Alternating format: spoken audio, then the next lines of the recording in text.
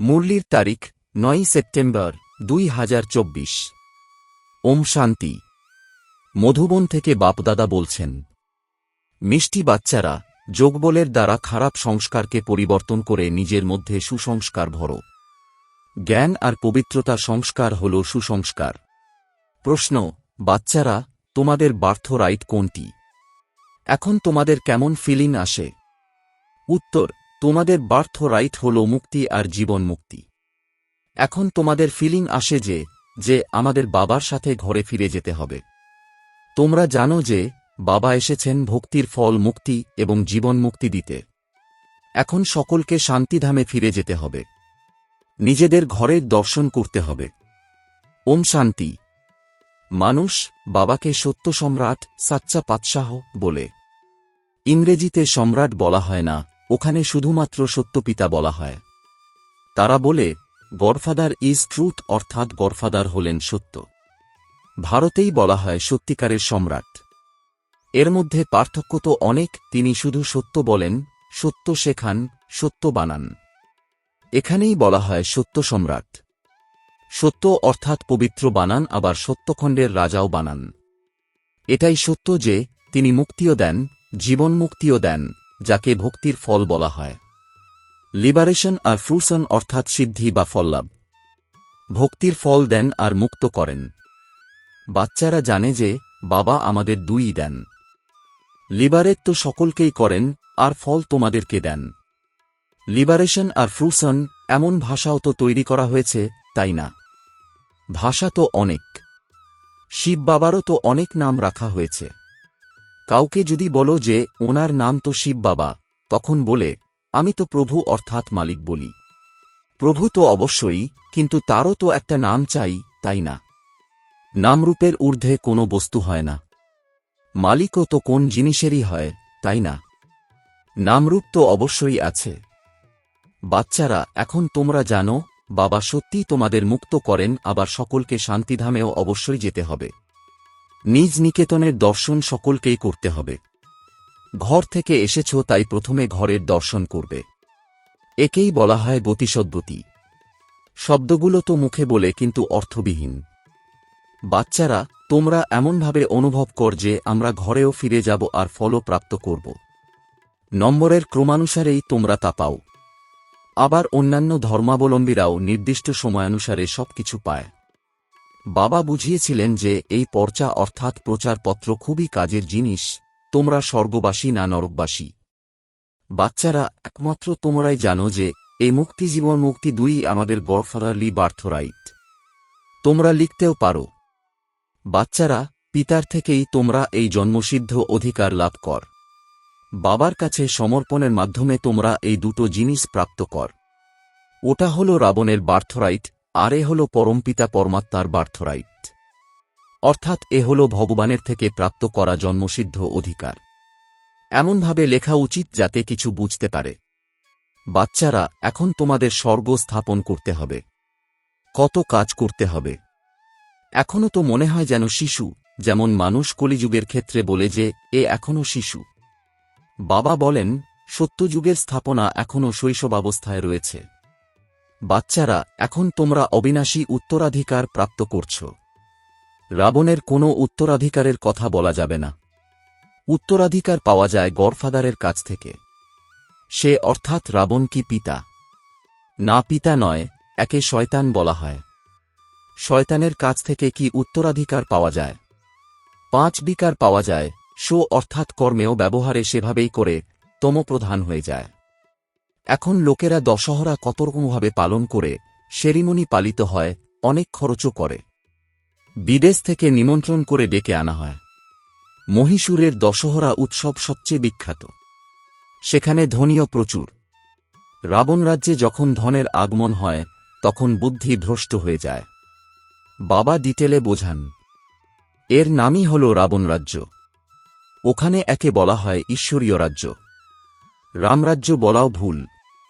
গান্ধীজি রামরাজ্য চাইতেন। মানুষ মনে করে গান্ধীজিও অবতার ছিলেন। তাকে কত ধনদান করত। তাকে ভারতের বাপুজি অর্থাৎ ফাদার অফ দ্য নেশন বলা হতো। আর ইনি অর্থাৎ শিব বাবা তো সমগ্র বিশ্বের বাপু অর্থাৎ ফাদার। এখন তোমরা এখানে বসে রয়েছ, তোমরা জানো যে জীবাত্মাদের সংখ্যা কত হবে। জীব অর্থাৎ শরীর তো বিনাশী, এছাড়া আত্মা হল অবিনাশী। আত্মা তো অসংখ্য। যেমন উপরে নক্ষত্র থাকে, তাই না? নক্ষত্র অধিক না, আত্মারা অধিক রয়েছে। কারণ তোমরা হলে ধরণীর নক্ষত্র আর ওরা আকাশের নক্ষত্র। তোমাদের দেবতা বলা হয়, ওরা অজ্ঞানী তো ওগুলোকেই জড় নক্ষত্র দেবতা বলে। তোমাদেরকে লাকি নক্ষত্র বলা হয়, তাই না? আচ্ছা, নিজেদের মধ্যে এই বিষয়ে ডিসকাস করবে। বাবা এখন আর এই কথায় যেতে চাইছেন না। এটা বুঝিয়েছেন যে সকল আত্মাদের পিতা একজনই, এনার বুদ্ধিতে সবই রয়েছে। যত মনুষ্য রয়েছে তাদের সকলেরই পিতা তিনি। তোমরা সকলেই জানো যে সমগ্র বিশ্ব সমুদ্রের অর্থাৎ জলের উপর দাঁড়িয়ে রয়েছে। কারোরই কিন্তু একটা জানা নেই। বাবা বুঝিয়েছিলেন যে সমগ্র সৃষ্টির উপরেই এখন রাবণ রাজ্য। এমনও নয় যে রাবণ রাজ্য কোনো সাগরের তীরে অবস্থিত। চারিদিকে সমুদ্র তো রয়েছেই। কথিত আছে তাই না যে নিচে ষাঁড় আর তার শিংয়ের উপর সমগ্র সৃষ্টি দাঁড়িয়ে রয়েছে। যখন ক্লান্ত হয়ে যায় তখন পুনরায় শিং বদল করে। এখন পুরানো দুনিয়া বিনাশ হয়ে নতুন দুনিয়ার স্থাপনা হয়। শাস্ত্রে অনেক প্রকারের পৌরাণিক গল্পকাহিনী লিখে দিয়েছে। বাচ্চারা তো একটা জানে যে এখানে অর্থাৎ সাকার দুনিয়ায় সব আত্মারা সশরীরে রয়েছে, এদের বলা হয় জীবাত্মা। ওখানে আত্মাদের যে ঘর রয়েছে সেখানে তো শরীর নেই, তাদের বলা হয় নিরাকারী। জীবের আকার আছে, তাই সাকার বলা হয়। নিরাকারের শরীর থাকে না, এ হল সাকারী সৃষ্টি। ওট নিরাকারী আত্মাদের দুনিয়া। সৃষ্টি তো একেই বলা হয়, ওটাকে ইনকর্পোরিয়াল ওয়ার্ল্ড অর্থাৎ নিরাকারী দুনিয়া বলা হবে। আত্মা যখন শরীরে আসে তখন সচল হয়, তা না হলে তো শরীর কোনো কাজেই আসে না। ওটাকে অর্থাৎ পরমধামকে বলাই হয় নিরাকারী দুনিয়া। যত আত্মা রয়েছে তাদের সবাইকেই পরে আসতে হবে, তাই একে পুরুষোত্তম সংযম বলা হয়। সব আত্মারা যখন এখানে চলে আসে তখন ওখানে একটিও আত্মা থাকে না। ওখানে যখন সব খালি হয়ে যায় তখন পুনরায় সব ফিরে যায়। তোমরা পুরুষার্থের নম্বরের ক্রমানুসারে নিজেদের সংস্কার নিয়ে যাও। কেউ জ্ঞানের সংস্কার নিয়ে যায়, কেউ পবিত্রতার সংস্কার নিয়ে যায়। আস্তে পুনরায় এখানেই হবে, কিন্তু প্রথমে তো ঘরে যেতে হবে। ওখানে থাকে সুসংস্কার, এখানে হয় খারাপ সংস্কার। সুসংস্কার খারাপ সংস্কারে পরিবর্তিত হয়ে যায়, পুনরায় খারাপ সংস্কার যোগবলের দ্বারা ভালো হয়ে যায়। ওখানে তো সুসংস্কার নিয়ে যাবে। বাবার মধ্যেও পড়ানোর সংস্কার রয়েছে, তাই না? যা তিনি এসে বোঝান। রচয়িতা আর রচনার আদিমধ্য অন্তের রহস্য বোঝান। বীজের বিষয়েও বোঝান, আবার সমগ্র বৃক্ষের ঝাড় ব্যাপারেও বোঝান। বীজের বিষয়ে বোঝানো সেটা হল জ্ঞান, আর বৃক্ষ সম্বন্ধে বোঝানো সেটা হল ভক্তি। ভক্তিতে অনেক ডিটেল থাকে, তাই না? বীজকে স্মরণ করা তো অতি সহজ, ওখানেই তো যেতে হবে। তমপ্রধান থেকে শতপ্রধান হতে অতি অল্প সময় লাগে। পুনরায় শতপ্রধান থেকে তমপ্রধান হতে পুরোপুরি 5000 বছর লাগে। এই চক্র একদম সঠিকভাবে বানানো হয়েছে, যা রিপিট হয়ে চলেছে। আর কেউই একটা বলতে পারবে না, কেবল তোমরাই বলতে পারো। আধা আধা করা হয়, আধা স্বর্গ আধা নরক, পুনরায় তা ডিটেলে বলা হয়। স্বর্গে জন্ম হয় কম, কারণ আয়ু দীর্ঘ হয়। নরকে জন্ম হয় বেশি, কারণ বড় আয়ু কম হয়। ওখানে হয় যোগী, এখানে হয় ভোগী, তাই এখানে অনেক জন্ম হয়। এই কথা অন্যেরা কেউ জানে না। মানুষের তো কিছু জানা নেই। কখন দেবতারা ছিল, তারা কিভাবে দেবতা হয়েছিল, কত কত বোধ বুদ্ধি সম্পন্ন ছিল, এও তোমরাই জানো। বাবা এই সময় বাচ্চাদের পড়িয়ে 21 জন্মের জন্য অবিনাশী উত্তরাধিকার দেন। তোমাদের এই সংস্কার পরে আর থাকে না, তখন হয়ে যায় দুঃখের সংস্কার। যেমন রয়্যালিটির অর্থাৎ রাজত্বের সংস্কার যখন তৈরি হয় তখন জ্ঞান অর্জনের সংস্কার সমাপ্ত হয়ে যায়। এই সংস্কার সম্পূর্ণ হলে পুরুষার্থের নম্বরের ক্রমানুসারে রুদ্রমালায় গাঁথা হবে, পুনরায় নম্বরের ক্রমানুসারে নিজ ভূমিকা পালন করতে আসবে। যে সম্পূর্ণ 84 জন্ম নিয়েছে সেই প্রথমে আসে। ওনার নামও বলে দেন। কৃষ্ণ হল ফার্স্ট প্রিন্স অফ হেভেন। তোমরা জানো যে শুধু একজনই কি হবে? না, হবে না। সমগ্র রাজধানী তৈরি হবে, তাই না? রাজার সাথে তো প্রজাও চাই। এমনও হতে পারে যে একের থেকেই অন্যদের সৃষ্টি হবে। যদি বলো যে ৮ জন্মই একসাথে আসে, কিন্তু শ্রীকৃষ্ণ তো নম্বরের ক্রমানুসারেই আসবে, তাই না? ৮ জন যদি একসাথে আসে, তাহলে শ্রীকৃষ্ণের এত মহিমা কীর্তন হয় কেন? এই সমস্ত কথা পরে বোঝাব। তিনি বলেনও তো এমন, তাই না? আজ অতি রহস্যময় কথা তোমাদের শোনাচ্ছি। বিস্তারিতভাবে বলার জন্য কিছু তো রয়ে যায়, তাই না? এই যুক্তি দেওয়া ভালো যে যদি দেখো লোকেরা বিশেষ কোনো বিষয়ে বুঝতে পারছে না, তখন বলো যে আমাদের বড় দিদি এর উত্তর দিতে পারবে, অথবা বলা উচিত বাবা এখনও এই বিষয়ে বলেননি। বাবা দিন দিন অতি রহস্যপূর্ণ কথা শোনান। একটা বলার মধ্যে কোনো লজ্জার ব্যাপার নেই। অতি রহস্যপূর্ণ পয়েন্টস যখন শোনান তখন তোমাদের তা শুনে অত্যন্ত আনন্দ হয়। পরে আবার বলে দেন মনমনা ভব, মধ্যাজি ভব। শাস্ত্র যারা বানিয়েছে তারাই তো এই শব্দগুলোকে ব্যবহার করেছে। বিভ্রান্ত হয়ে পড়ার প্রয়োজন নেই। বাচ্চারা বাবার হয়ে গেছে আর অসীম জগতের সুখ পেয়েছে। এখানে মনবাণী কর্মতে পবিত্রতার প্রয়োজন। লক্ষ্মীনারায়ণ তো বাবার উত্তরাধিকার লাভ করেছে, তাই না? এনারা হলেন প্রথম স্থানাধিকারী, যাদেরই পূজা এখন হয়। নিজেকে দেখো, আমাদের মধ্যেও এইসব গুণ রয়েছে কি না? এখন তো গুণহীন অর্থাৎ বেগুন, তাই না? নিজেদের অবগুণের কথাও কেউ জানে না। এখন তোমরা বাবার হয়ে গেছ, তাই অবশ্যই তোমাদের চেঞ্জ হতে হবে। বাবা বুদ্ধির তালা খুলে দিয়েছেন। ব্রহ্মা আর বিষ্ণুর রহস্য বুঝিয়েছেন। ইনি অর্থাৎ ব্রহ্মা পতিত, উনি অর্থাৎ বিষ্ণু পবিত্র। অ্যাডপশন এই পুরুষোত্তম সঙ্গম যুগেই হয়। যখন প্রজাপিতা ব্রহ্মা থাকেন তখনই অ্যাডপশন করা হয়। সত্যযুগে তো হয় না। এখানেও যদি কারো সন্তান না থাকে তখন দত্তক নেয়। প্রজাপিতারও অবশ্যই ব্রাহ্মণ সন্তান চাই। এ হল ব্রহ্মা মুখজাত অর্থাৎ মুখবংশীয়, ওরা হল গর্ভজাত। ব্রহ্মা তো খ্যাতনামা। এনার পদবীও অসীম জগতের। সকলেই মনে করে প্রজাপিতা ব্রহ্মা আদিদেব, ওনাকে ইংরেজিতে বলা হয় গ্রেট গ্রেট গ্র্যান্ডফাদার।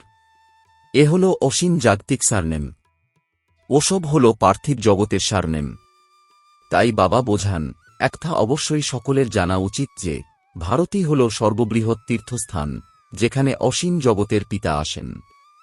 এমনও নয় যে তিনি সমগ্র ভারতেই বিরাজমান। শাস্ত্রে তো তারা মগধ লিখে দিয়েছে, কিন্তু বাবা নলেজ কোথায় শিখিয়েছে? আবুতে কিভাবে এসেছে? দিলওয়ারা মন্দিরেও এর সম্পূর্ণ স্মরণচিহ্ন রয়েছে। যারা তৈরি করেছে তাদের বুদ্ধিতে এসেছে বলেই তো বসে বানিয়েছে। সম্পূর্ণ সঠিক মূর্তি অর্থাৎ মডেল তো তৈরি করতে পারে না। বাবা এখানে এসেই সকলের সদ্গতি করেন, সিন্ধু প্রদেশে করেন না। সেটা তো পাকিস্তানে। এ হল পাক অর্থাৎ পবিত্র স্থান। বাস্তবে পাক স্থান স্বর্গকে বলা হয়। পাক অর্থাৎ পবিত্র আর নাপাক অর্থাৎ অপবিত্রের সমগ্র এই ড্রামা পূর্বনির্ধারিত। তাই মিষ্টি মিষ্টি প্রশিক্ষার্থী বাচ্চারা, তোমরা একটা জানো যে আত্মারা আর পরমাত্মা বিচ্ছিন্ন হয়ে রয়েছে বহুকাল। কতকাল পরে মিলিত হয়েছে? পুনরায় কবে মিলিত হবে?